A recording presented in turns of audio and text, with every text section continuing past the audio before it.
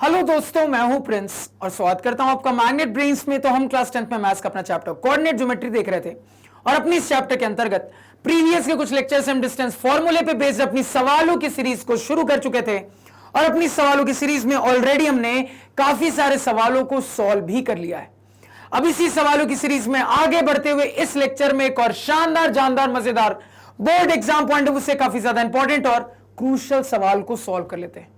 अब जैसा कि आप लोग देख पा रहे होंगे सर कि ये सवाल ऑलरेडी हमसे 2 बार बोर्ड एग्जाम में साल 2010 में 2016 में पूछा जा चुका है, यानी कि ये सवाल अपकमिंग बोर्ड एग्जाम्स के लिए भी काफी ज्यादा इंपॉर्टेंट हो जाता है। और अगर ये सवाल बोर्ड एग्जाम में आया सर तो मल्टीपल वेज में पूछा जा सकता है। सर ये सवाल हमसे बोर्ड एग्जाम में सब्जेक्टिव के फॉर्मेट में 2 मार्क्स में पूछा जा सकता है। सर यही सेम सवाल हमसे बोर्ड एग्जाम में ऑब्जेक्टिव के फॉर्मेट में एमसीक्यू के फॉर्मेट में 1 मार्क्स में भी पूछा जा सकता है। तो सबसे पहले अपने सवाल को पढ़ के सवाल की कहानी देख लेते हैं। सवाल कह रहा है the x coordinate of a point P is twice it's y coordinate.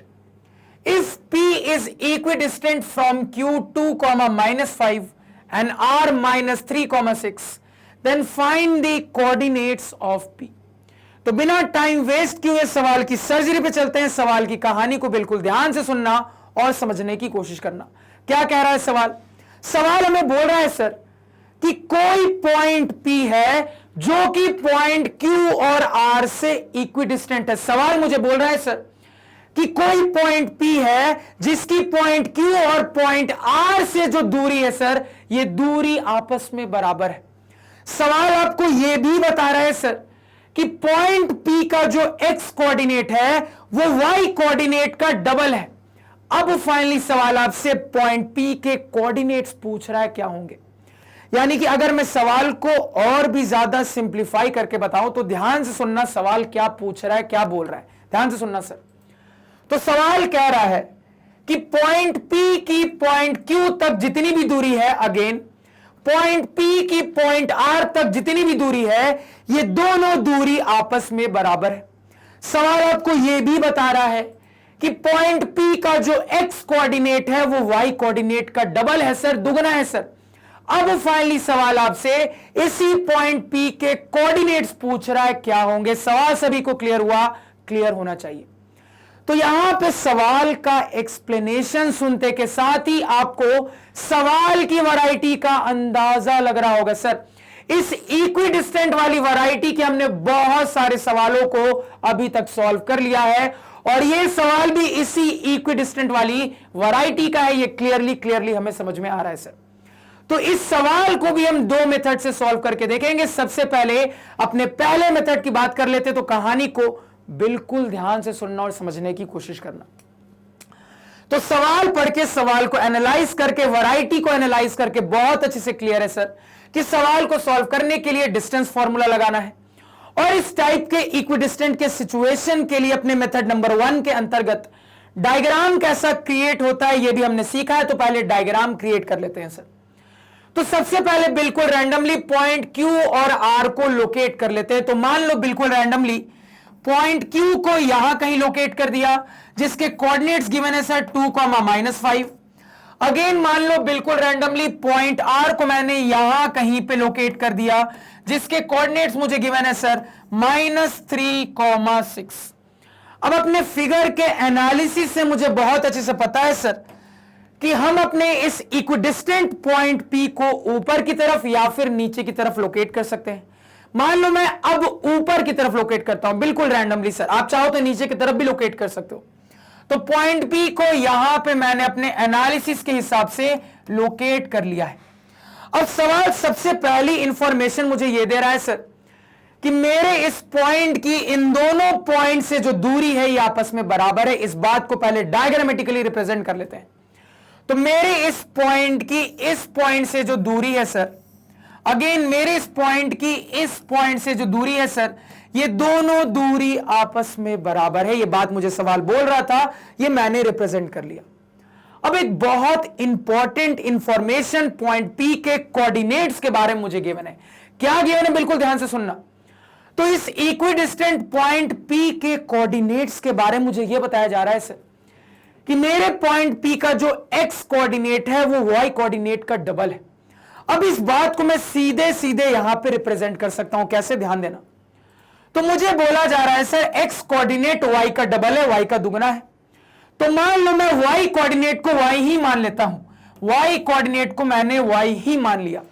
अब x कोऑर्डिनेट के बारे में आपको बता रहा है सवाल सर कि x कोऑर्डिनेट y कोऑर्डिनेट का डबल है, यानी कि अगर मैंने y कोऑर्डिनेट को y माना है तो x कोऑर्डिनेट इसी का डबल हो जाएगा सर, यानी कि 2y हो जाएगा। समझ में आया क्या? बिल्कुल आना चाहिए। तो यहां पे सवाल में जो भी कहानी बोली जा रही थी उस हिसाब से हमने अपना डायग्राम क्रिएट कर लिया है। अब अपने मेथड 1 की एनालिसिस में हमें बहुत अच्छे से पता है सर कि इस डिस्टेंस को इस डिस्टेंस से इक्वेट कर देंगे डिस्टेंस फॉर्मूला लगाने के बाद, तो पूरी इक्वेशन मेरे पास y के टर्म्स में आ जाएगी और इक्वेशन को सॉल्व कर लेंगे तो y की वैल्यू आ जाएगी। और अगर y की वैल्यू आ गई सर तो मेरे टारगेट पॉइंट P के कोऑर्डिनेट्स भी मुझे पता चल जाएंगे। तो फटाफट तरीके से यहां पे अपने कंसेप्ट को अप्लाई कर लेते हैं। तो PQ बराबर PR, सोल्यूशन में यहां पे क्या लिख लेंगे सर? तो सोल्यूशन में यहां पे हम लिख लेंगे PQ बराबर PR, PQ बराबर PR। अब अपने डिस्टेंस फॉर्मूले की फटाफट तरीके से ट्रिक लगाते हैं सर। तो मान लो यहां से डिफरेंस की बात करते हैं, सबसे पहले PQ की बात करते हैं सर।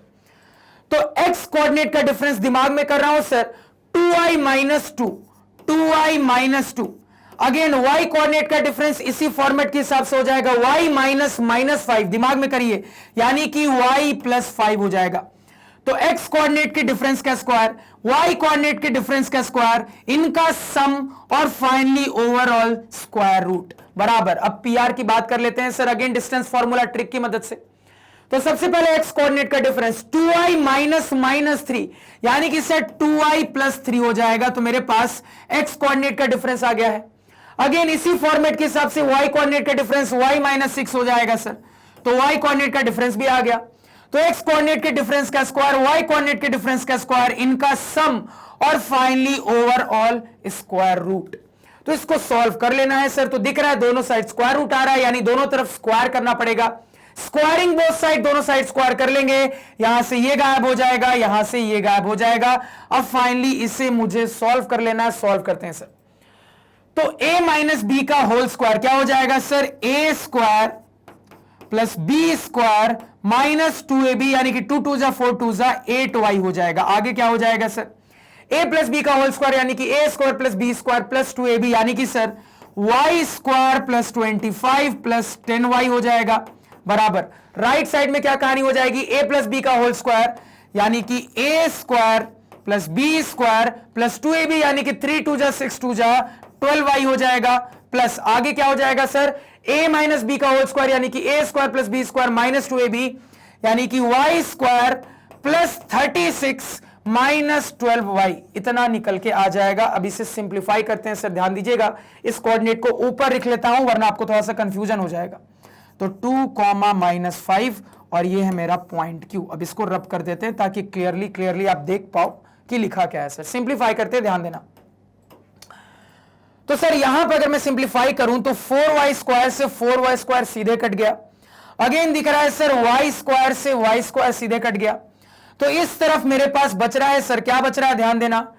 10y माइनस 8y कितना हो गया सर? 2y हो गया। प्लस 25 प्लस 4 कितना हो गया सर? प्लस 29 हो गया।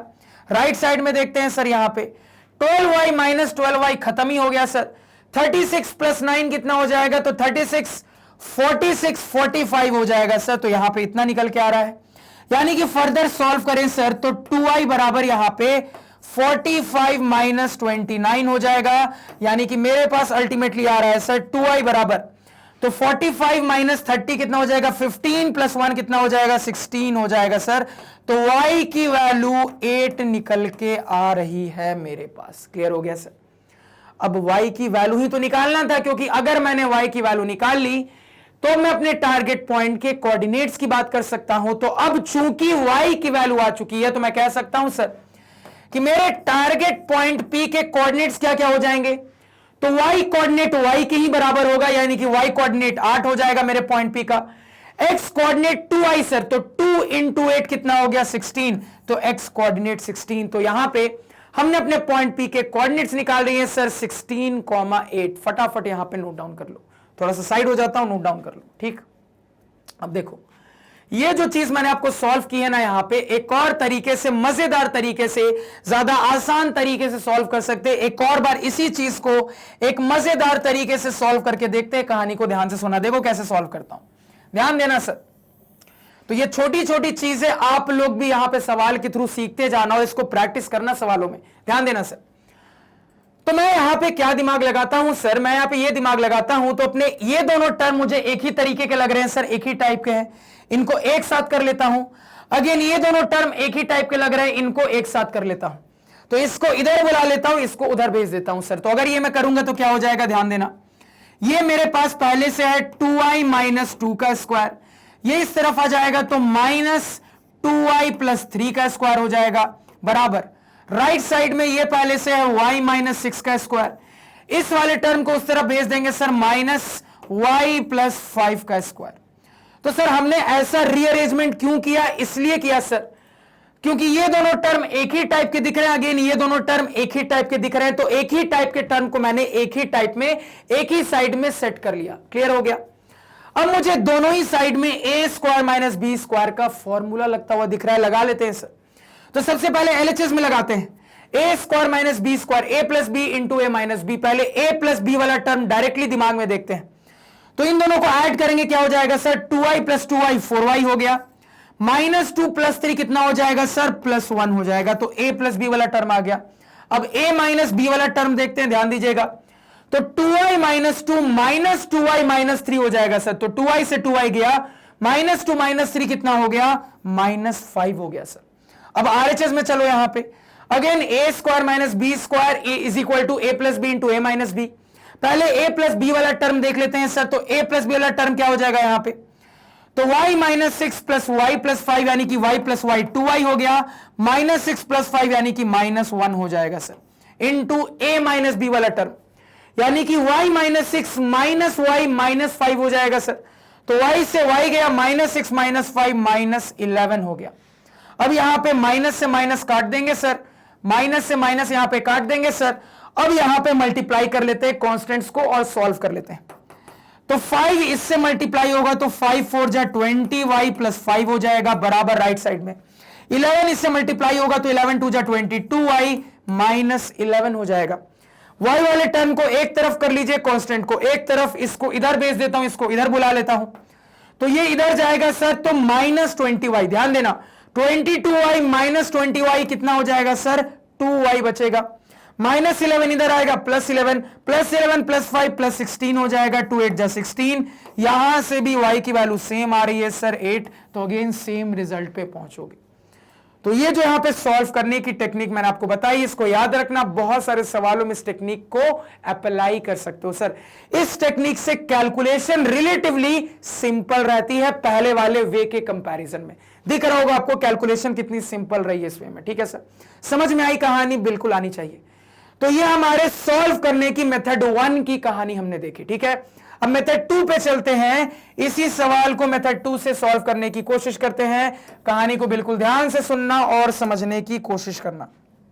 अब अपने मेथड नंबर 2 की कहानी पे चलते हैं, कहानी को बिल्कुल ध्यान से सुनना। तो सबसे पहले डायग्राम क्रिएट कर लेते हैं। सबसे पहले अपने पॉइंट Q और पॉइंट R को प्लेन ऑफ पेपर के ऊपर रिप्रेजेंट कर लेते हैं। तो मान लो बिल्कुल रैंडम तरीके से पॉइंट Q को अपने प्लेन ऑफ पेपर के ऊपर मैंने यहां कहीं पे रिप्रेजेंट कर दिया, जिसके कोऑर्डिनेट्स मुझे गिवन है सर 2, -5। अगेन मान लो बिल्कुल रैंडमली मैंने अपने पॉइंट R को यहां कहीं पे रिप्रेजेंट कर दिया, जिसके कोऑर्डिनेट्स गिवन है सर -3, 6। अब अपने इन दोनों पॉइंट्स Q और R को एक लाइन से ज्वाइन कर लेते हैं। तो मुझे अपना लाइन सेगमेंट QR मिलता हुआ दिख रहा है सर। अब अपने इस लाइन सेगमेंट का परपेंडिकुलर बाइसेक्टर ड्रॉ कर लेते हैं। तो इस लाइन सेगमेंट का जो परपेंडिकुलर बाइसेक्टर होगा सर, वो कुछ इस तरीके से होगा, इस लाइन सेगमेंट के साथ परपेंडिकुलर भी होगा और इसे 2 इक्वल पार्ट में बाइसेक्ट भी कर देगा सर। अब यहां से जितनी भी बात बोलूंगा इसको बिल्कुल ध्यान से सुनना और समझने की कोशिश करना। अगर मैं आपसे यह पूछूं सर कि वो सारे के सारे पॉइंट्स जो कि पॉइंट Q और R से इक्विडिस्टेंट होंगे वो कहां पे होंगे? अगर मैं आपसे ये पूछूं सर कि वो सारे के सारे पॉइंट्स जो कि इन दोनों पॉइंट से इक्विडिस्टेंट होंगे वो कहां पे होंगे, तो तुरंत आपका जवाब आएगा सर कि वो सारे के सारे अनगिनत पॉइंट्स जो कि इन पॉइंट से इक्विडिस्टेंट होंगे वो इसी परपेंडिकुलर बाइसेक्टर के ऊपर, वो इसी लाइन के ऊपर लाई करेंगे। हमें बहुत अच्छे से पता है सर कि इस परपेंडिकुलर बाइसेक्टर के ऊपर जितने भी पॉइंट्स होंगे वो सारे के सारे पॉइंट्स इन पॉइंट से इक्विडिस्टेंट होंगे। अब आगे समझना बात को सर, पॉइंट P के बारे में आपको यह बताया जा रहा है कि आपका जो पॉइंट P है ये इन पॉइंट से इक्विडिस्टेंट है। तो अभी अभी हमने ये ऑब्जर्व किया कि वो सारे के सारे पॉइंट्स जो कि इन पॉइंट से इक्विडिस्टेंट होंगे वो इसी लाइन के ऊपर कहीं ना कहीं लाई करेंगे। और पॉइंट P के बारे में आपको यह बताया जा रहा है सर कि पॉइंट P कुछ इस तरीके से है कि इन पॉइंट से इक्विडिस्टेंट है, यानी कि अब मैं कह सकता हूं सर कि मेरा ये जो पॉइंट P होगा ये इसी परपेंडिकुलर बाइसेक्टर के ऊपर ही कहीं ना कहीं होगा। यानी कि अब मैं बोल सकता हूं कि मेरा ये जो चर्चित पॉइंट P होगा सर, ये चर्चित पॉइंट P इसी परपेंडिकुलर बाइसेक्टर वाली लाइन के ऊपर कहीं ना कहीं होगा। एग्जैक्टली कहां पे होगा अभी नहीं बता सकते, लेकिन यह जरूर बोल सकते हैं सर कि पॉइंट P इसी लाइन के ऊपर कहीं ना कहीं होगा। तो मान लो बिल्कुल रैंडमली अपने पॉइंट P को अपने परपेंडिकुलर बाइसेक्टर के ऊपर यहां कहीं पे रिप्रेजेंट कर देते हैं। इतना सभी को क्लियर हुआ क्या? क्लियर होना चाहिए। अब बहुत ध्यान से सुनना यहां पे कि सोचना कैसे है, दिमाग कैसे लगाना है, बिल्कुल ध्यान से सुनना। तो मेरा पॉइंट P इसी परपेंडिकुलर बाइसेक्टर के ऊपर लाई कर रहा है सर, और हम बहुत अच्छे से इस सिचुएशन के लिए अपने परपेंडिकुलर बाइसेक्टर की इक्वेशन निकालना जानते हैं।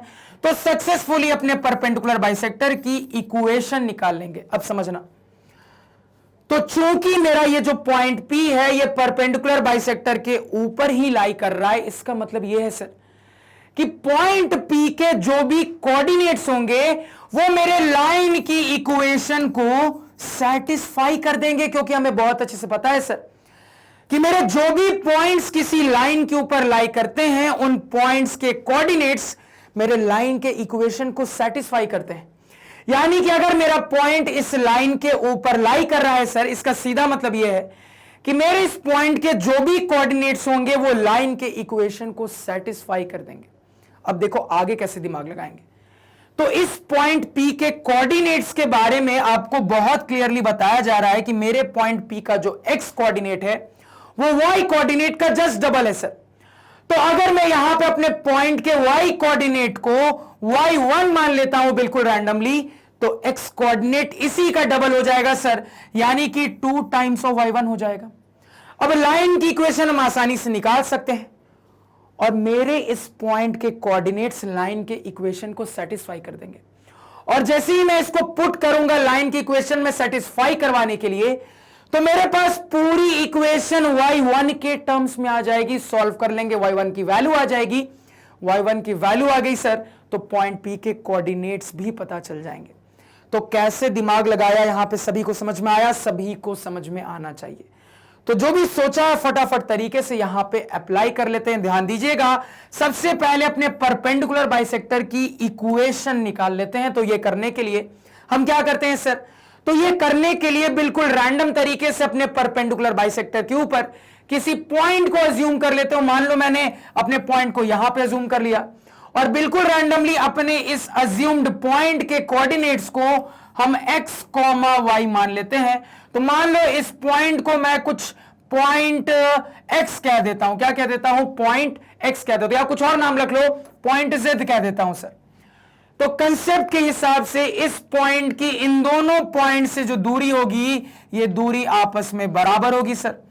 तो डिस्टेंस फॉर्मूला लगाने के बाद इन डिस्टेंसेस को इक्वेट कर देंगे, तो मेरे पास अपने परपेंडिकुलर बाइसेक्टर की इक्वेशन निकल के आ जाएगी, जिसमें कोऑर्डिनेट्स के तौर पे इसे पुट कर देंगे, सेटिस्फाई करवा देंगे, तो y1 की वैल्यू भी आ जाएगी। अब मुझे पता है कि आपके दिमाग में कुछ डाउट आ रहे होंगे, डाउट क्लियर कर रहा हूं, ध्यान से सुनना।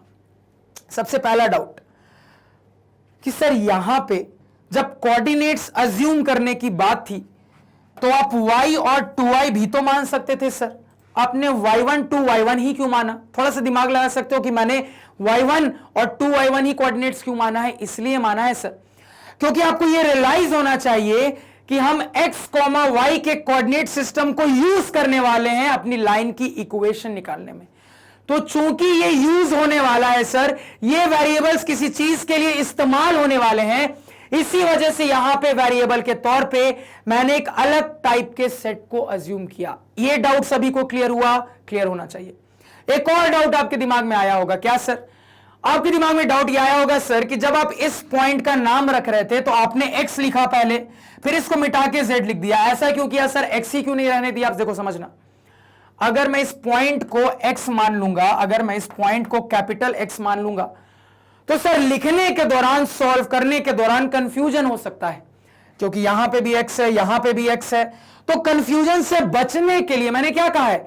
सॉल्व करने के लिए चीजों को बिल्कुल सिंपल रखो। तो कंफ्यूजन से बचने के लिए मैंने बिल्कुल अलग टाइप का कुछ नाम मान लिया। तो आप कुछ भी मान सकते थे, इसलिए मैंने यहां पे बिल्कुल रैंडमली z मान लिया। ये डाउट भी सभी का क्लियर हो गया होगा। अब सवाल में बढ़ते हैं आगे, डाउट्स को क्लियर करके ध्यान से सुनना। तो अब यहां पे डिस्टेंस फॉर्मूले से अपने डिस्टेंसेस को इक्वेट कर लेते हैं सर। तो यहां पे लिख लेंगे हम QZ बराबर RZ। तो सबसे पहले QZ डिस्टेंस निकाल लेते हैं डिस्टेंस फॉर्मूले की मदद से। तो सबसे पहले x कोऑर्डिनेट्स की डिफरेंस की बात कर लेते हैं यहां पे सर। तो यहां पे मान लो अपने x कोऑर्डिनेट के डिफरेंस के लिए मैं लिख लेता हूं x-2। क्या लिख लेता हूं सर? x-2। अब इसी फॉर्मेट के हिसाब से y कोऑर्डिनेट का डिफरेंस हो जाएगा सर y -5। दिमाग में करिए, यानी कि y +5 हो जाएगा। तो x कोऑर्डिनेट्स के डिफरेंस का स्क्वायर, y कोऑर्डिनेट्स के डिफरेंस का स्क्वायर, इनका सम और फाइनली ओवरऑल स्क्वायर रूट। ये हमारी QZ की वैल्यू आ गई। अब चलते हैं RZ की वैल्यू पे सर। तो अगेन सबसे पहले अपने x कोऑर्डिनेट्स का डिफरेंस देख लेते हैं सर। तो मान लो यहां पे मैं अपने x कोऑर्डिनेट्स का डिफरेंस लिख लेता हूं x-3। दिमाग में करिए, x-3 यानी कि x + 3 हो जाएगा सर। अब इसी फॉर्मेट के हिसाब से y कोऑर्डिनेट का डिफरेंस हो जाएगा सर y-6। क्या हो जाएगा? y-6। तो x कोऑर्डिनेट्स के डिफरेंस का स्क्वायर, y कोऑर्डिनेट्स के डिफरेंस का स्क्वायर, इनका सम और finally overall square root. Clear हो गया? कर दिया सर हमने। ये समझने में किसी को कोई दिक्कत क्या नहीं होनी चाहिए। अब मुझे दिख रहा है सर, इसी को सॉल्व कर लेंगे तो अपने परपेंडिकुलर बाइसेक्टर की इक्वेशन निकल के आ जाएगी। अब स्क्वायर रूट हटाने के लिए स्क्वायरिंग बोथ साइड्स करेंगे। यहां से ये रूट गायब हो जाएगा, यहां से ये रूट गायब हो जाएगा। अब देखो, मैं जब सॉल्व करता हूं तो टाइम बचाने के लिए, स्टेप बचाने के लिए मैं यही उड़ा देता हूं। तुम एग्जाम में ऐसा मत करना कि पेंसिल से बनाना फिर वहां पे लिख देना कि टीचर समझ जाएगा कि स्क्वायर होने के बाद रूट गायब हो जाएगा, तो सीधे स्टेप लिख देना। आपको एग्जाम में स्टेप जंप नहीं करना है।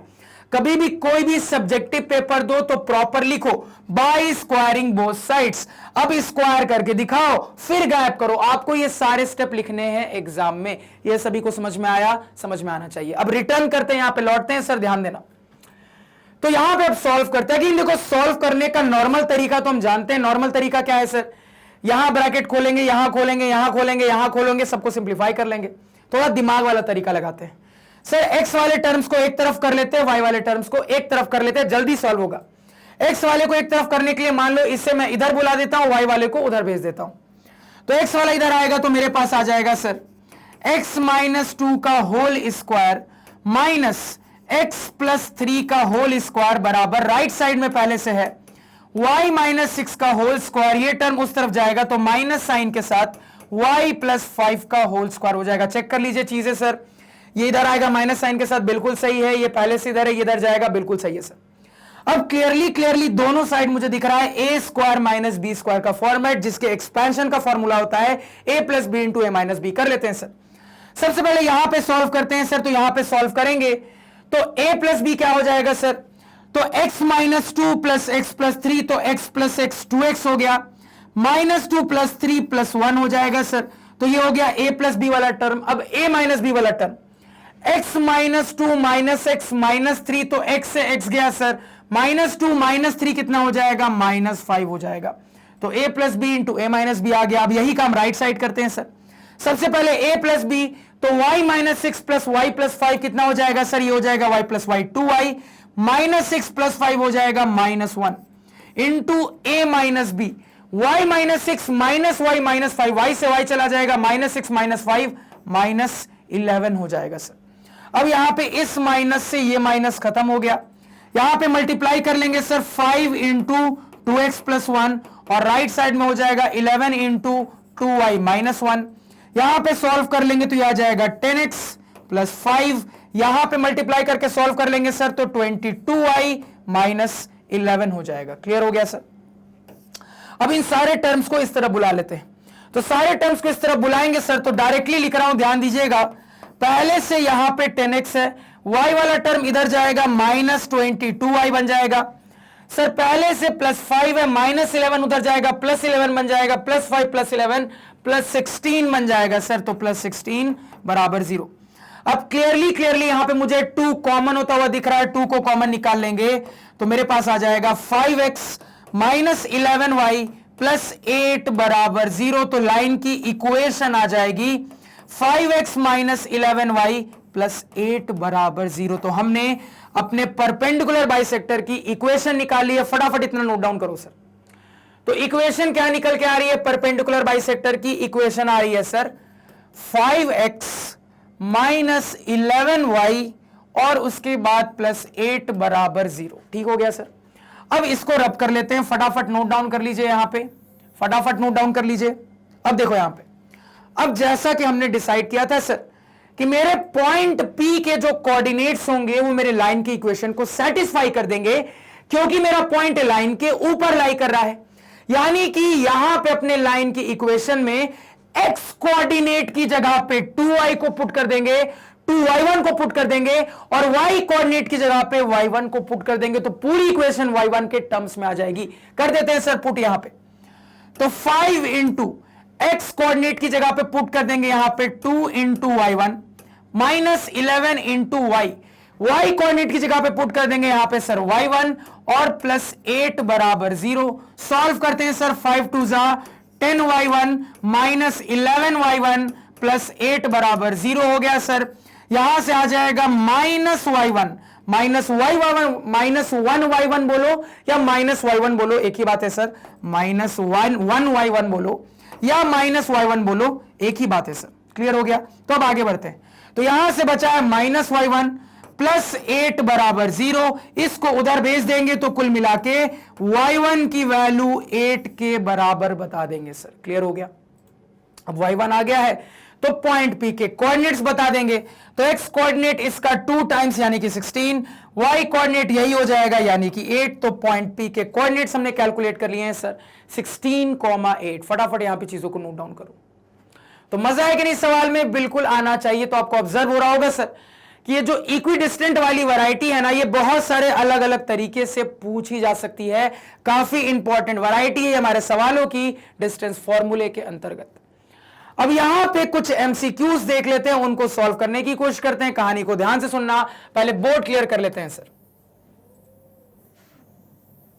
अब अपने एमसीक्यूज की कहानी को यहां पे शुरू करते हैं। तो सबसे पहले अपने पहले वाले एमसीक्यू की कहानी देख लेते हैं, अपने सवाल को पढ़ लेते हैं। सवाल कह रहा है sir the x coordinate of a point P is twice its y coordinate. If point P is equidistant from Q 2, -5 and R -3, 6, then the coordinates of P is what? 4 option आपको यहां पे गिवन है। अभी इन पे ध्यान मत देना sir, इस सवाल के लिए ये ऑप्शंस आपको गिवन है, इसकी बारी थोड़ी देर से आएगी, ध्यान देना सर। तो इस सवाल को हमें करना है सॉल्व। तो सवाल पढ़ के हमें बहुत अच्छे से क्लियर हो रहा है कि सवाल को अभी अभी जस्ट हमने सब्जेक्टिव फॉर्मेट में सॉल्व किया है। तो अभी अभी जस्ट हमने सॉल्व किया है। तो पॉइंट P के कोऑर्डिनेट्स क्या निकल के आ रहे थे सर? तो हमने कैलकुलेट किया था कि पॉइंट P के कोऑर्डिनेट्स आ रहे थे 16,8। तो राइट आंसर क्या बता दीजिएगा? Option number B 16,8। फटाफट यहां पे चीजों को नोट डाउन करिए। अब ये कहानी क्या है समझते हैं, बड़े ध्यान से मेरी बात को सुनना। देखो हर बार का ये नियम है, क्या नियम है? एमसीक्यू का पेपर कहीं पे भी हो, कंपटीशन में हो, बोर्ड में हो, कहीं पे भी हो, हमेशा आपको कुछ सवाल अपने एमसीक्यू के पेपर में ऐसे दिखेंगे जिनको सॉल्व करने के लिए आपको पेन भी उठाने की जरूरत नहीं है। अगर आपके ऑब्जर्वेशन स्किल्स थोड़े से अच्छे हैं ना, तो बिना सॉल्व किए आप आंसर बता सकते हो सिर्फ अपने ऑप्शन को देख के। इसी वजह से हर बार मैंने आपको एक बात सिखाई है कि कोई भी एमसीक्यू वाले सवाल को अगर आप पढ़ो ना, तो पढ़ने के बाद तुरंत सॉल्व कैसे करना है उस पर दिमाग मत लगाओ। सवाल पढ़ने के बाद तुरंत एक नजर पहले चारों ऑप्शन पे डालो, क्योंकि कई बार सीधे ऑप्शन से ही आंसर मिल जाता है, सॉल्व करने की जरूरत ही नहीं पड़ती। बस उसके लिए थोड़े से ऑब्जर्वेशन स्किल्स आपके अच्छे होने चाहिए, जिसके डेवलपमेंट में हम और आप मिलकर काम करते रहते हैं। और बहुत ध्यान से मेरी बात को सुनना, उसी का एक एग्जाम्पल है। मान लो इसी सेम सवाल के लिए ये 4 ऑप्शन आपसे एग्जाम में पूछे जाते हैं, तो मैं आपको यहां पे बताना चाहूंगा सर कि ऑप्शंस इस तरीके से है यहां पे कि मुझे इस सवाल को सॉल्व भी करने की जरूरत नहीं है आंसर बताने के लिए। कैसे? देखो कैसे ऑब्जर्वेशन स्किल की मदद से सवाल सॉल्व करता हूं, ध्यान से देखना। तो सवाल पढ़ने के बाद यहां पे क्लियर हो रहा है सर कि सवाल में ये जो शुरुआत की गिवन इंफॉर्मेशन है, इस गिवन इंफॉर्मेशन में मेरे पॉइंट P के दोनों कोऑर्डिनेट्स के बारे में बताया जा रहा है। क्या बताया जा रहा है? तो मुझे बताया जा रहा है सर कि मेरे पॉइंट P का जो x कोऑर्डिनेट है वो y कोऑर्डिनेट का डबल है। यहां पे यही बोला जा रहा है ना सर कि मेरे पॉइंट P का जो x कोऑर्डिनेट है वो y कोऑर्डिनेट का डबल है। यानी कि इन चारों में जो आपका आंसर होगा उसमें से आंसर में आपको ये ऑब्जर्व हो जाएगा सर कि x कोऑर्डिनेट y का डबल है। तो यहां पे तुरंत दिमाग लगाते हुए ये चेक करेंगे अपने ऑप्शंस को एनालाइज करके कि किस ऑप्शन के कोऑर्डिनेट्स मुझे कुछ इस तरीके से दिख रहे हैं कि x जो है वो y का डबल है। देखते हैं सर, तो यहां पे तो डबल की कोई कहानी ही नहीं है सर। यहां पे मुझे दिख रहा है कि x जो है ये y का डबल है, यानी कि ये आंसर हो सकता है। और भी चेक करते हैं सर यहां पे तो उल्टा है, यहां पे y x का डबल है, जबकि बात क्या हो रही है, x y के डबल पे बात हो रही है। तो यहां पे उल्टा है, ये आंसर नहीं होगा सर। और यहां तो डबल की कहानी ही नहीं है सर।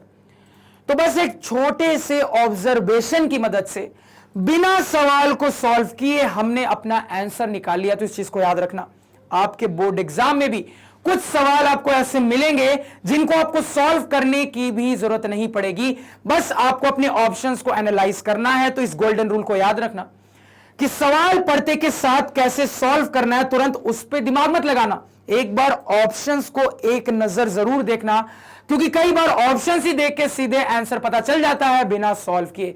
याद रहे कि सभी को यह बात रहनी चाहिए। इस चीज को अच्छे से कॉपी पे नोट डाउन कर लो अपने लैंग्वेज में। क्लियर है सर? तो एमसीक्यू नंबर 1 की कहानी देख ली। अब चलते हैं एमसीक्यू नंबर 2 की कहानी पे। 2 की कहानी देख लेते हैं, ध्यान से सुनिएगा। फटाफट पहले यहां पे सवाल को पढ़िए, तब तक मैं कुछ डेटा ऊपर लिख देता हूं यहां पे काम का।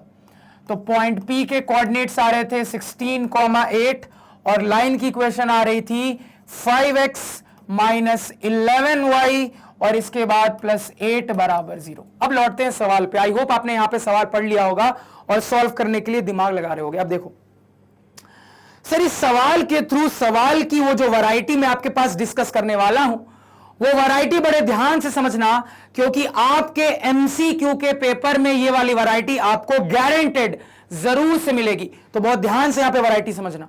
सवाल क्या कह रहा है, पहले पढ़ते हैं। सवाल कह रहा है कि the equation of perpendicular bisector of Q R, जहां पे आपको पॉइंट क्यू के कोऑर्डिनेट्स बता दिए गए हैं, पॉइंट आर के कोऑर्डिनेट्स बता दिए गए हैं। आगे बोला जा रहा है is of the form ax plus by minus c बराबर 0, then a plus b plus c बराबर व्हाट। क्या सवाल की कहानी है, समझना। तो सवाल यहां पे आपको यह बोल रहा है कि ये जो क्यू आर है सर, इस लाइन सेगमेंट क्यू आर का हमने ड्रॉ किया परपेंडिकुलर बाइसेक्टर, और जब हमने अपने लाइन सेगमेंट के परपेंडिकुलर बाइसेक्टर की इक्वेशन निकाली तो इक्वेशन इस फॉर्मेट में आती हुई दिखी। तो अब आप चीजों को कंपेयर करके बताइए कि a प्लस बी प्लस सी की वैल्यू इस हिसाब से क्या हो जाएगी। अब ध्यान से सुनना, यहां पे सॉल्यूशन को ध्यान से ऑब्जर्व करना।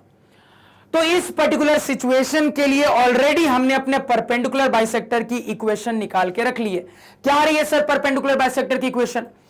तो हमारी इक्वेशन आ रही है sir 5x minus 11y plus 8 बराबर 0। अब सवाल मुझे क्या बोल रहा है, बड़े ध्यान से सुनना। सवाल मुझे बोल रहा है सर कि जो आपके परपेंडिकुलर बाइसेक्टर वाले लाइन की इक्वेशन आ रही है वो कुछ इस फॉर्मेट में है, ax plus B Y minus C बराबर 0। तो अब आप कंपेयर करके बताइए कि a प्लस बी प्लस सी की वैल्यू क्या होगी। अब देखो इस टाइप के सवाल में ना बच्चे इतना ज्यादा गलती करते हैं, मैं आपको बता नहीं सकता। गलती क्यों होती है बताता हूं। देखो, कभी भी सवाल अगर यह करे कि आपको बोले कि कोई चीज किसी पर्टिकुलर फॉर्मेट में आएगी, तो हमेशा जो आप अपना आंसर निकालते हैं ना, उस आंसर को पहले ध्यान से देखिए और सवाल के फॉर्मेट के हिसाब से कन्वर्ट करने की कोशिश करिए। उसी के बाद कंपेयर करके वैल्यूज पता करिएगा, वरना गलती हो जाएगी। क्या मैंने बोला? मैंने बोला कभी भी अगर आपको एग्जाम में कोई भी ऐसा सवाल मिलता है जहां पे आपको अपने आंसर को सवाल को दिए गए एक फॉर्मेट से कंपेयर करना है, तो सबसे पहले अपने आंसर को सवाल के फॉर्मेट के हिसाब से सेट करिए, तभी कंपेयर करिएगा। अगर बिना सेट किए कंपेयर कर दीजिएगा तो गलत आंसर आ जाएगा। अब देखो यहां पे बहुत सारे बच्चे क्या गलती करेंगे, वो फटाफट कहेंगे अच्छा मेरे लाइन की क्वेश्चन ये आ रही थी और सवाल बोल रहा है लाइन की क्वेश्चन कुछ इस टाइप की आएगी, तुरंत कंपेयर करेंगे एकदम फटाफट। और देखो कैसे गलती करेंगे, कैसे ब्लंडर करेंगे। कंपेयर करके बोल देंगे अच्छा a 5 के बराबर होगा, कंपेयर करके बोल देंगे अच्छा b -11 के बराबर होगा, कंपेयर करके बोल देंगे अच्छा c 8 के बराबर होगा। और पूछा जा रहा है a + b + c, यानी कि आंसर बता देंगे 5 - 11 + 8 यानी कि 13 - 11 यानी कि 2। 2 दिख रहा है क्या ऑप्शन में? 2 दिख रहा है क्या ऑप्शन में? नहीं दिख रहा है, लेकिन एग्जाम के ऑप्शन में दिख जाएगा। अगर एग्जामिनर को आपसे गलती करवानी रहेगी तो जानबूझ के ऑप्शन में 2 डालेगा। तो हमेशा इस इंपॉर्टेंट बात को याद रखना कि कंपेयर करने वाला सवाल आपको अपने टर्म 1 के एमसीक्यू में दिखेगा ही दिखेगा, गारंटेड। तो टैकल करने का तरीका यह होता है कि आपने जो अपना आंसर निकाला है ना, उस आंसर को सबसे पहले सवाल के फॉर्मेट के हिसाब से अच्छे से सेट करिए। एक बार बकायदा अच्छे से डुप्लीकेट कॉपी की तरह सेट हो जाए तभी कंपेयर करिए। उससे पहले कंपेयर कर देंगे गलत आंसर आ जाएगा, जैसे यहां पे आया। अब गलत आंसर इसलिए आया है सर क्योंकि अभी आपका जो आंसर है ये सवाल के फॉर्मेट के हिसाब से सेट नहीं है। क्यों नहीं है सर? समझना। तो सवाल के फॉर्मेट के हिसाब से यहां पे मुझे दिख रहा है सर कि ये जो x का कोफिशिएंट वाला टर्म है ये x के साथ जुड़ा रहेगा। अगेन मुझे दिख रहा है सर इसके बाद एक प्लस साइन आएगा और y वाले टर्म के साथ कोफिशिएंट रहेगा। इसके बाद मुझे दिख रहा है सर नेगेटिव साइन के साथ कांस्टेंट टर्म आएगा। तो पहले अपने आंसर को सवाल के फॉर्मेट के हिसाब से सेट करते हैं। ध्यान दीजिएगा सर कैसे सेट करेंगे। तो पहले वाले को डिस्टर्ब करने की जरूरत नहीं है, बिल्कुल इस फॉर्मेट में है। अब देखो दूसरे वाले टर्म से ध्यान से देखना। सर यहां पे टर्म है -11y, जबकि फॉर्मेट के हिसाब से सर प्लस साइन के साथ y वाला टर्म आना चाहिए। तो क्या मैं कुछ ऐसा दिमाग लगा सकता हूं सर कि ये वाला जो टर्म है ये प्लस साइन के साथ है? बिल्कुल दिमाग लगा सकता हूं। सर क्या मैं इसी टर्म को ऐसा ही लिख सकता, प्लस साइन के साथ ब्रैकेट के अंदर -11 कर दिया, बाहर y लिख दिया। अब ये प्रॉपर इस फॉर्मेट में सेट है। मुझे दिख रहा है सर प्लस साइन के साथ y वाला टर्म आ रहा है और ये b क्या रिप्रेजेंट कर रहा है? y वाले टर्म के कोफिशिएंट को रिप्रेजेंट कर रहा है। तो अब ये सेट हो गया है सर। अब इसी तरीके से आगे बढ़ते हैं और कांस्टेंट टर्म पे आते हैं। तो सवाल के फॉर्मेट के हिसाब से कांस्टेंट टर्म नेगेटिव साइन के साथ आना चाहिए, जबकि आपने जो आंसर निकाला उसमें कांस्टेंट टर्म प्लस साइन के साथ आ रहा है। तो पहले सवाल के फॉर्मेट के हिसाब से चेंज करिए। तो क्या मैं नेगेटिव साइन के साथ कांस्टेंट में इसको चेंज नहीं कर सकता? बिल्कुल कर सकता हूं सर। सवाल के सिचुएशन के हिसाब से इसी +8 को क्या मैं -8 नहीं लिख सकता? बिल्कुल सर। अब यह बकायदा सवाल के फॉर्मेट में आ चुका है कि नेगेटिव साइन के साथ कांस्टेंट वाला टर्म आना चाहिए था। अब जाके आपका जो आंसर है वो सवाल के फॉर्मेट के हिसाब से बिल्कुल ट्रू कॉपी में सेट हो चुका है। अब चूंकि सवाल के फॉर्मेट के हिसाब से चीजें सेट है, अब हम कंपेयर करके ABC निकालेंगे और जैसा जैसा सवाल बोल रहा है वैसा कर लेंगे। सर ध्यान दीजिए यहां पे। तो अब अगर यहां पे चीजों को मैं कंपेयर करूं, अब जाके जब मैं चीजों को कंपेयर करूंगा तो यहां से बोल दूंगा सर A की वैल्यू 5 के बराबर हो गई। अगेन बोल दूंगा सर B की वैल्यू ध्यान दीजिएगा -11 के बराबर हो गई। B की वैल्यू कंपेयर करिए -11 के बराबर हो गई। C की वैल्यू किसके बराबर हो गई? कंपेयर करिए सर, C की वैल्यू -8 के बराबर हो गई सर। अब ABC आया। अब जैसा कि सवाल बोल रहा था कि मुझे चाहिए A + B + C, तो क्या हो जाएगा सर? मेरे पास हो जाएगा 5 + B क्या है -11 + C क्या है -8। यानी इसी को सॉल्व कर लेंगे, आंसर आ जाएगा। सॉल्व करके देखते हैं सर। ब्रैकेट खोल लेते हैं यहां पे। तो ये हो जाएगा 5 प्लस माइनस माइनस 11, इसके बाद प्लस माइनस माइनस 8, यानी कि 5 माइनस 19 यानी कि -14 हमारा राइट आंसर होगा। तो सही ऑप्शन क्या बोल दोगे? -14 यानी कि ऑप्शन नंबर डी। फटाफट नोट डाउन करिए। तो ये जो सवाल का फॉर्मेट मैंने आपको बताया, मैं पहले भी कई सारे सवालों में करवा चुका हूं, याद करिए। तो जो भी कंपैरिजन प्रॉब्लम्स होते हैं ना, उनको बड़े ध्यान से सॉल्व करना। प्रोसीजर ये कहता है कि आप अपने आंसर को सबसे पहले सवाल के दिए गए फॉर्मेट के हिसाब से बिल्कुल ट्रू कॉपी सेट करोगे, तभी कंपेयर करके कुछ भी बात करोगे। इस गोल्डन रूल को हमेशा याद रखना सर। क्लियर हो गया? तो इसके साथ इस सवाल की कहानी होती है खत्म। नेक्स्ट सवाल पे चलते हैं। एमसीक्यू नंबर 3 की कहानी देख लेते हैं। ध्यान से सुनिएगा, एमसीक्यू नंबर 3 में क्या बात चल रही है। फटाफट सवाल को पढ़िए। सवाल कह रहा है सर कि the y coordinate of a point P is twice its x coordinate. If P is equidistant from Q2, -5 and R -3, then the coordinates of P is what? Clear हो गया सर? तो बड़े ध्यान से पढ़िए, सवाल पढ़ के आपको समझ में आएगा सर कि पहले वाले लाइन में थोड़ा सा फर्क है। सवाल पढ़ के समझ में आएगा सर कि पहले वाले लाइन में थोड़ा सा फर्क है, बाकी पूरा का पूरा सवाल सेम टू सेम है। क्या फर्क है पहली लाइन में? तो हमने जो ओरिजिनली सवाल किया था वहां पे पॉइंट P के कोऑर्डिनेट्स के बारे में मुझे बताया जा रहा था सर कि मेरे पॉइंट P के कोऑर्डिनेट्स कुछ इस तरीके से हैं कि x कोऑर्डिनेट y कोऑर्डिनेट का डबल है। जो पहला वाला सवाल किया था उसके बारे में ये इंफॉर्मेशन दी गई थी। अब यहां पे क्या बोला जा रहा है? यहां पे इसका बिल्कुल उल्टा बोला जा रहा है। यहां पे बोला जा रहा है कि पॉइंट P कुछ इस तरीके से है कि पॉइंट P का जो y कोऑर्डिनेट है वो x का डबल है। यहां पे बोला जा रहा है सर y जो है ये x का डबल है। तो अगर इस सिचुएशन के हिसाब से यहां पे अजम्पशन ले सर, तो y x का डबल है। तो अगर मैं x को x1 से रिप्रेजेंट कर देता हूं तो y कोऑर्डिनेट इसका डबल हो जाएगा, यानी कि 2 टाइम्स ऑफ x1 हो जाएगा। सर कहानी सभी को क्लियर हुई? क्लियर होनी चाहिए। अब देखो अगेन, जैसा कि हमने सीखा था, इस सवाल को हम 2 मेथड से सॉल्व कर सकते हैं सर। तो मेथड नंबर 1 से सवाल को सॉल्व करना आपका होमवर्क रहेगा। मैं इसी सेम सवाल को मेथड नंबर 2 से यहां पे सॉल्व करके दिखाता हूं। कहानी को ध्यान से सुनना। तो ये हो गया अब हमारा पॉइंट P। तो इसको यहां से थोड़ा सा चेंज कर देते हैं। कोऑर्डिनेट्स क्या है sir? x1, 2 times of x1। ध्यान से सुनिएगा, पूरी कहानी वही सेम है बाकी सर।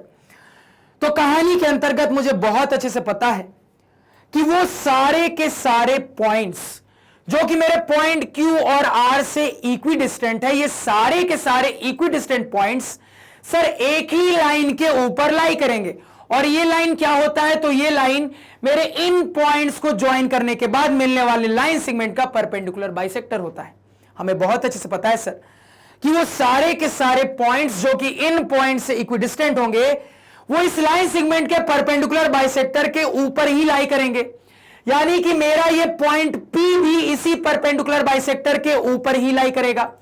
और परपेंडिकुलर बाइसेक्टर की कहानी वही सेम टू सेम है सर, क्योंकि ये जो पॉइंट्स है ये पॉइंट सेम है। तो अगर पॉइंट सेम है तो अल्टीमेटली परपेंडिकुलर बाइसेक्टर भी वही सेम रहेगा सर। बस यहां पे आपके पॉइंट की सिचुएशन थोड़ी सी बदल गई है। कैसे बदली है ये हमने ऑब्जर्व कर लिया। ठीक है सर। तो यहां पे एनालिसिस से बहुत अच्छे से क्लियर है सर कि मेरा जो ये पॉइंट P है ये परपेंडिकुलर बाइसेक्टर के ऊपर ही कहीं ना कहीं लाई करेगा, जिसके कोऑर्डिनेट्स कुछ इस फॉर्मेट के होंगे। अब हम बहुत अच्छे से जानते हैं सर कि अगर कोई पॉइंट किसी लाइन के ऊपर लाई करता है तो उस पॉइंट के कोऑर्डिनेट्स लाइन के इक्वेशन को जरूर सेटिस्फाई करते हैं। यानी कि अगर ऐसा है सर तो मेरे पॉइंट P के कोऑर्डिनेट्स मेरे लाइन की इक्वेशन को जरूर से सेटिस्फाई करेंगे, क्योंकि मेरा पॉइंट मेरे लाइन के ऊपर लाई कर रहा है। तो बस लाइन की इक्वेशन में कोऑर्डिनेट्स का डाटा पुट करिए, सेटिस्फाई करवा दीजिए। पूरी इक्वेशन x1 के टर्म्स में आ जाएगी। सॉल्व करिएगा, x1 की वैल्यू आ जाएगी। x1 की वैल्यू जैसे ही आ गई सर तो आपको अपने पॉइंट P के कोऑर्डिनेट्स भी मिल जाएंगे। समझना, बेसिक सवाल वही सेम है, यानी कि आपके पॉइंट Q और R वही सेम है सर। बस ये जो इक्विडिस्टेंट पॉइंट की कहानी थी ये मैंने यहां पे थोड़ी सी चेंज कर दी। इसी वजह से यहां पे परपेंडिकुलर बाइसेक्टर पे कोई फर्क नहीं आया सर, बस मेरे पॉइंट P के कोऑर्डिनेट्स में थोड़ा सा फर्क आया है। तो यहां पे फटाफट तरीके से अपने पॉइंट्स को लाइन की इक्वेशन में सेटिस्फाई करवा देते हैं। ध्यान दीजिएगा। तो मेरे लाइन की इक्वेशन है sir 5x minus 11y plus 8 बराबर 0। तो x की जगह पे अपने पॉइंट P का x कोऑर्डिनेट पुट कर देंगे तो ये हो जाएगा 5 into x1 minus 11 into y की जगह पे अपने पॉइंट P का y कोऑर्डिनेट पुट कर देंगे जो कि है 2 इंटू x1 प्लस 8 बराबर 0। सॉल्व करते हैं सर इसको क्योंकि x1 की टर्म इक्वेशन आ चुकी है। तो ये हो गया 5x1 सर, इसके बाद माइनस साइन 11 टू जा 22x1 प्लस 8 बराबर 0। फर्दर सॉल्व करेंगे तो 5x1 माइनस 22x1 हो जाएगा सर माइनस 17x1 प्लस 8 बराबर 0, यानी कुल मिला के इस चीज को मैं लिख सकता हूं सर 17x1 बराबर 8। ऐसा लिख सकता हूं कि नहीं? बिल्कुल लिख सकता हूं सर। तो यहां से x1 की वैल्यू निकल के आ रही है 8/17। अब x1 की वैल्यू आ गई है तो पॉइंट के बारे में भी पता चल जाएगा।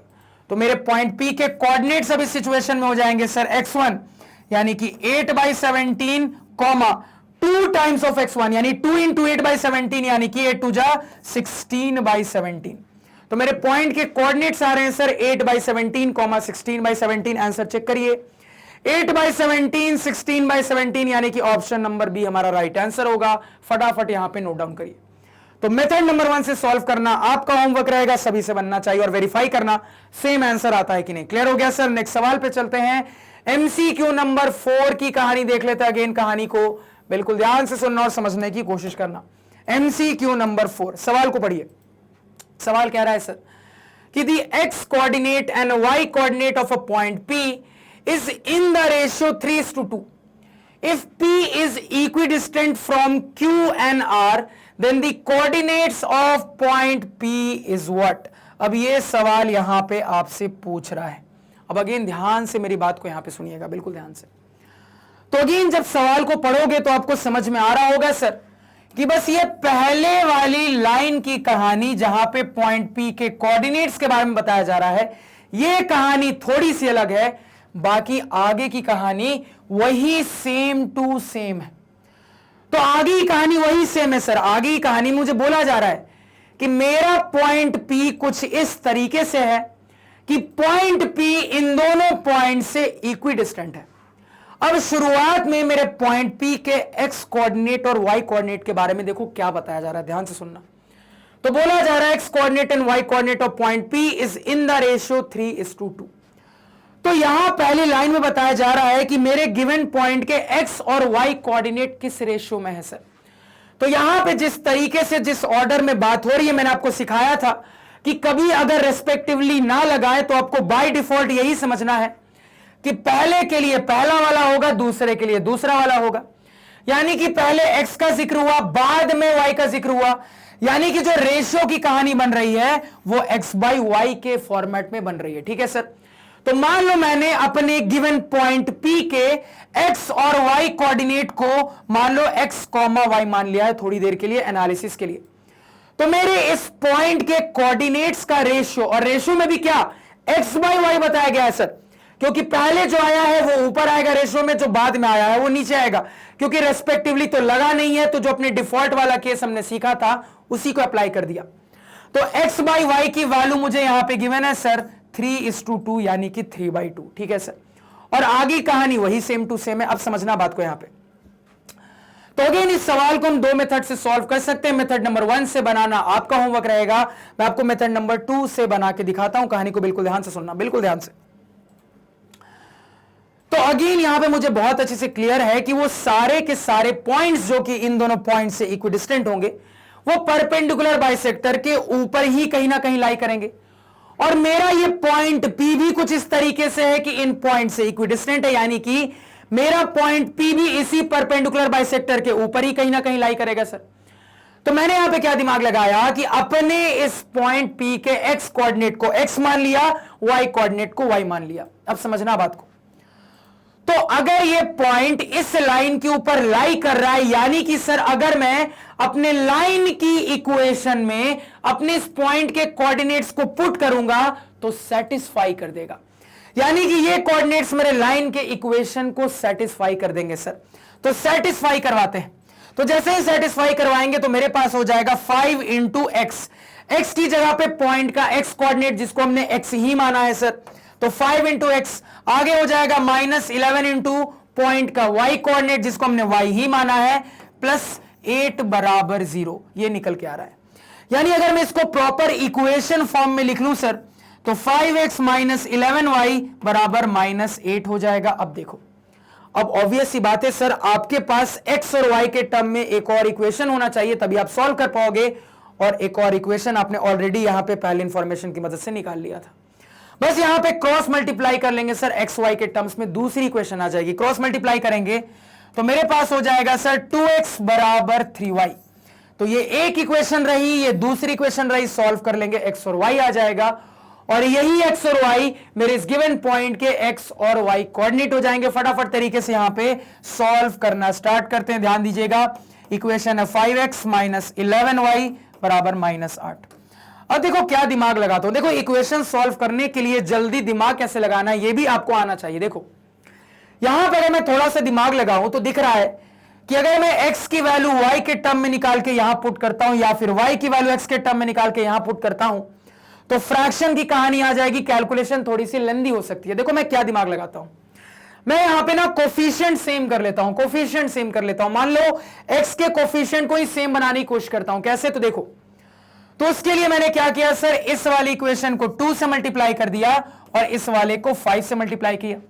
ऊपर वाले को 5 से मल्टीप्लाई करेंगे तो बन जाएगा 5 2 जा 10x बराबर 5 3 जा 15y। इसको इस तरह बुला लेंगे सर तो माइनस 15y बराबर 0 हो जाएगा। सर नेक्स्ट वाली इक्वेशन हो जाएगी 5 2 जा 10x माइनस 22y बराबर माइनस 16, ये हो जाएगी सर।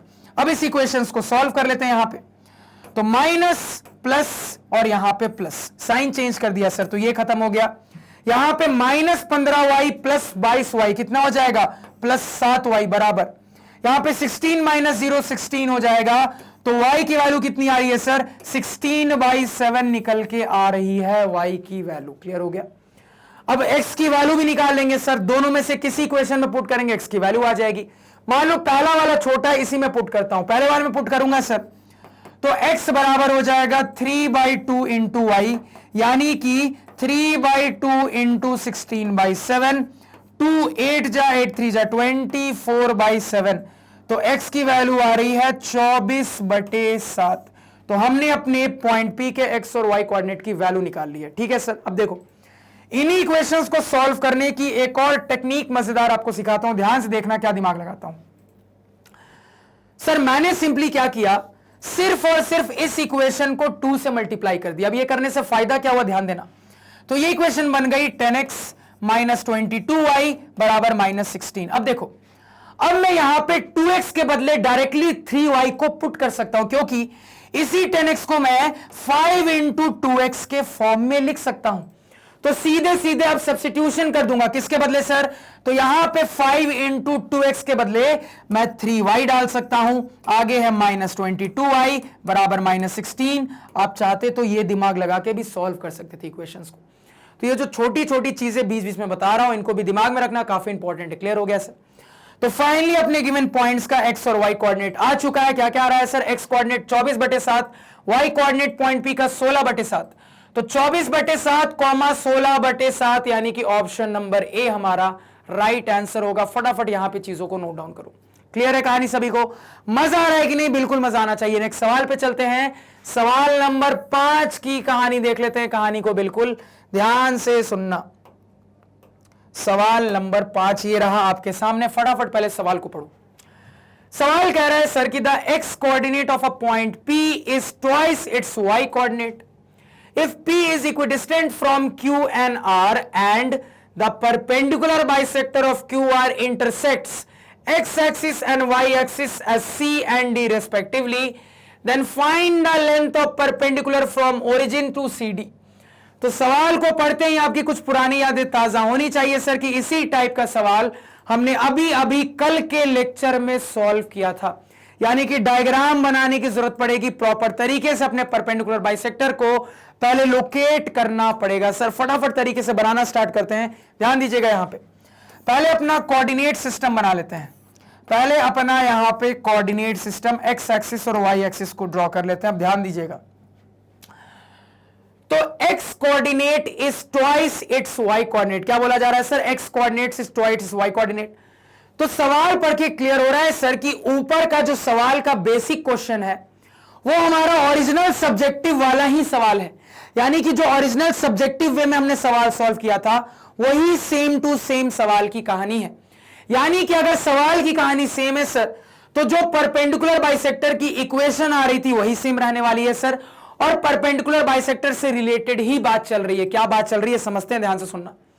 तो ये इक्वेशन आ रही है मेरे परपेंडिकुलर बाइसेक्टर की। तो सबसे पहले अपने इक्वेशन की मदद से अपने लाइन को देख लेते हैं कोऑर्डिनेट सिस्टम में प्लॉट कैसे होगा। ध्यान देना सर यहां पे।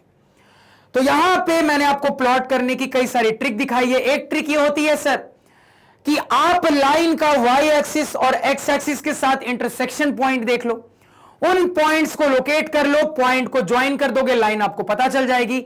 दूसरी ट्रिक स्टैंडर्ड फॉर्म में अरेंज करना, जो कि होती है x by A plus Y by B बराबर 1।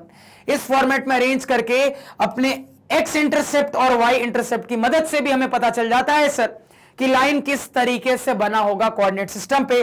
तो मान लो इस वाले मेथड को मैं यूज करता हूं, तो इस मेथड को भी कैसे ट्रिक से इस्तेमाल करना है ये मैंने आपको सिखाया था। तो सीधे इस कंसेप्ट को अप्लाई करता हूं। तो ट्रिक के लिए मैंने आपको बताया था कि कांस्टेंट को अकेला करिए और पॉजिटिव रखिएगा। तो अगर मैं कांस्टेंट को अकेला करके पॉजिटिव रखूंगा यानी कि ये दोनों टर्म इस तरफ चले जाएंगे सर, यानी कि कहानी हो जाएगी 5x उस तरफ जाएगा माइनस 5x बन जाएगा, माइनस 11y उस तरफ जाएगा प्लस 11y बन जाएगा बराबर 8। ऐसी कहानी हो जाएगी। अब यहीं से सीधे बता सकते हैं कि पॉइंट किस तरीके से बनेगा। तो इसको देख के पता लग रहा है कि x इंटरसेप्ट नेगेटिव है और y इंटरसेप्ट पॉजिटिव है।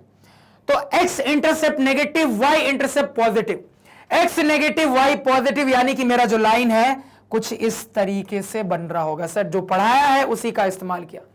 जिसको भी रिवाइज नहीं है जाके लेक्चर देखिए, रिवाइज हो जाएगा। अब देखो यहां पे, तो ये हमारी लाइन हो गई। लाइन की इक्वेशन हमें पता है सर 5x माइनस, थोड़ा नीचे लिख लेते हैं लाइन की इक्वेशन को, 5x minus 11y, 5x minus 11y plus 8 बराबर 0।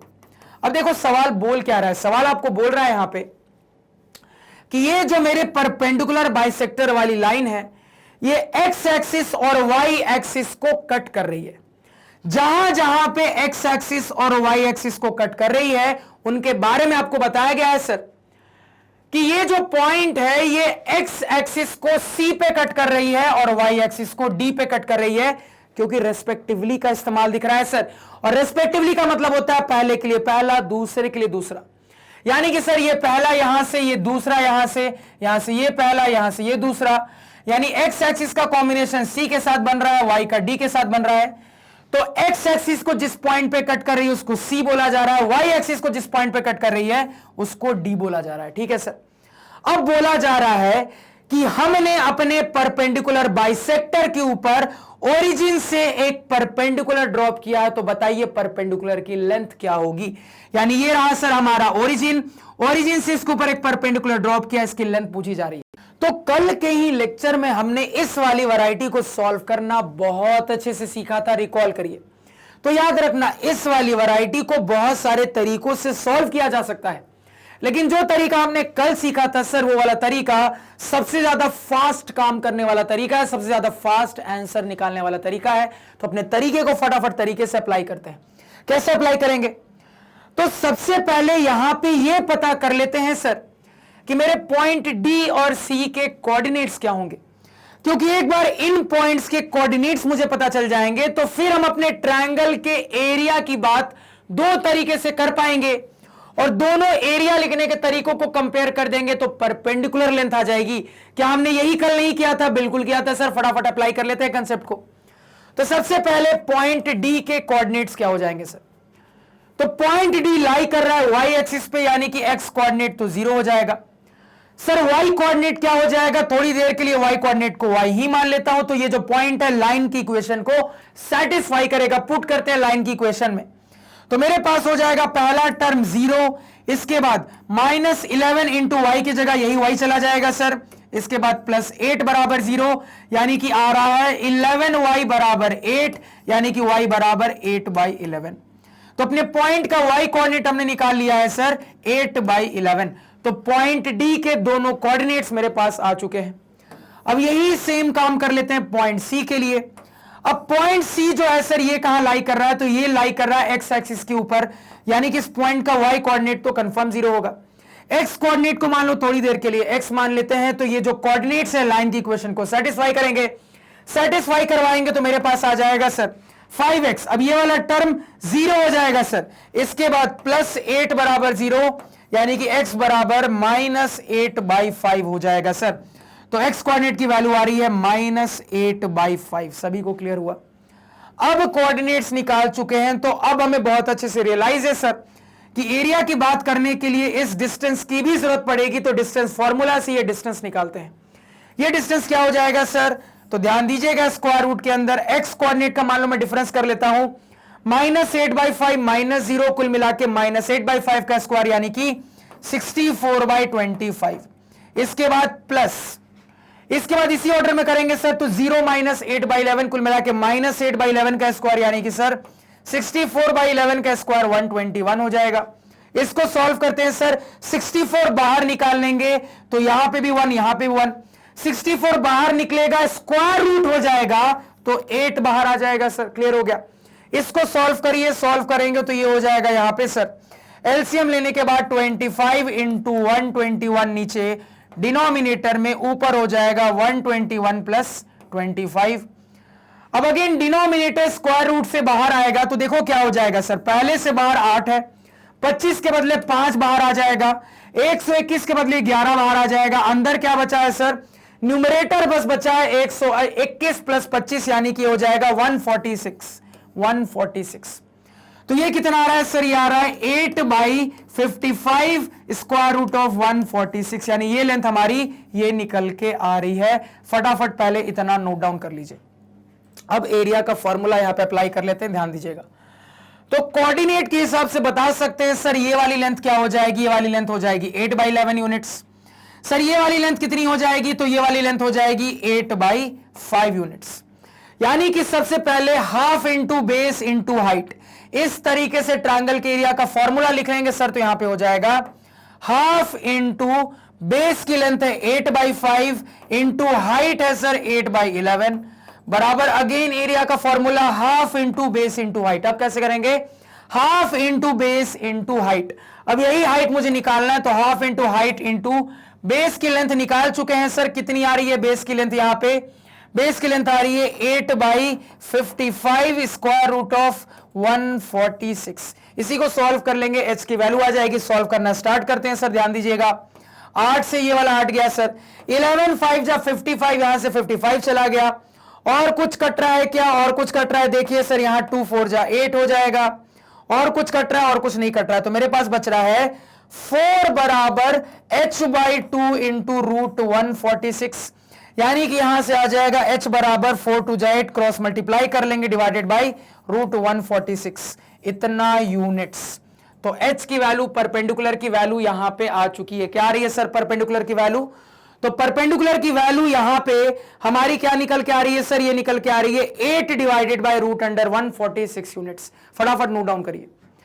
तो यहां पे राइट आंसर क्या बोल दोगे सर? तो कह दोगे राइट आंसर इनमें से कोई भी नहीं होगा sir, none of these, option number D. फटाफट यहां पे कहानी को नोट डाउन कर लीजिए फटाफट सर। तो इसके साथ थोड़ा साइड हो जाता हूं मैं। तो फाइनली हमारे सवाल की कहानी होती है कंप्लीट। तो मैं उम्मीद करूंगा कि लेक्चर में आपको बिल्कुल मजा आया होगा, मैथ्स की फील आई होगी कि मैथ्स बनाने में कितना मजा आता है सर। तो लेक्चर की कहानी करते हैं खत्म। तो मैं उम्मीद करूंगा कि इस लेक्चर में जितना भी आपको बताया बहुत अच्छे से क्लियर है, कहीं किसी भी किस्म का डाउट नहीं है। अगर लग रहा है सर कहीं किसी भी किस्म का डाउट है तो मेरे इस लेक्चर को उस पॉइंट पे दोबारा से देखिए, आपका डाउट अपने आप क्लियर हो जाएगा। अगर इसके बाद भी डाउट क्लियर नहीं होता जरूर से कमेंट सेक्शन में बताइए। तो आज के पढ़ाए हुए नोट्स आप हमारी ऑफिशियल वेबसाइट magnetbrains.com से डाउनलोड कर सकते हैं, जिसका लिंक वीडियो के डिस्क्रिप्शन में है। magnetbrains.com पे क्लास 4 से लेकर 12 तक सारे सब्जेक्ट्स और कोर्सेज मिल जाते हैं, वो भी सिस्टमैटिक ऑर्डर में अरेंज्ड, किंडरगार्टन से लेकर 12 तक। और सबसे बड़ी बात यह है सर कि मैग्नेट ब्रेन्स दूसरे चैनल जैसा नहीं है जो कि शुरुआत का हल्का फुल्का कंटेंट फ्री में देता है, लेकिन बाकी के कंटेंट के लिए पैसे मांगता है। यहां पे पूरा का पूरा क्वालिटी कंटेंट क्वालिटी टीचर्स के द्वारा पहले भी फ्री था, अभी भी फ्री, आगे भी रहेगा। बस आपके साइड से एक ही चीज चाहिए और वो आपका प्यार और सपोर्ट। तो अपना प्यार और सपोर्ट हम पे इसी तरीके से बनाए रखें सर। हम इसी तरीके से आप लोगों के लिए मेहनत करते रहेंगे। इसी नोट के साथ लेक्चर को एंड करते हैं।